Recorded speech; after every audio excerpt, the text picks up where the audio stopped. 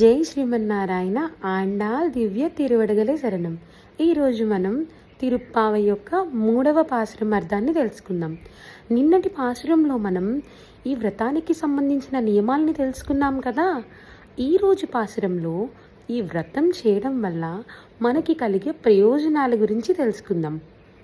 వామనుడిగా వచ్చి ఆ తర్వాత ఆకాశమంత ఎత్తుకు ఎదిగి 3 లోకాలను కొలిచిన త్రివిక్రముని దివ్య నామాన్ని కీర్తిస్తూ మనం ఈ పవిత్రమైన వ్రతాన్ని ఆచరిస్తే మనకి కలిగే ప్రయోజనాలు ఎన్నో.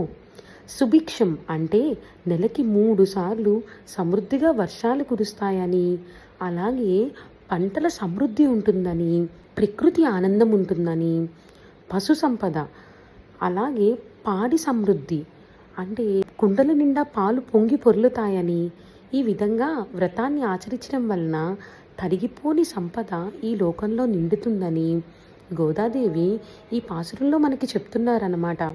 అయితే భగవన్నామ స్మరణతో వ్రతం చేస్తే కేవలం వ్రతం ఆచరించిన వారికి మాత్రమే కాక లోకమంతటికీ శుభం శ్రేయస్సు కలుగుతుందని గోదాదేవి ఈ పాసురంలో తెలియజేస్తున్నారు. జై శ్రీమన్నారాయణ.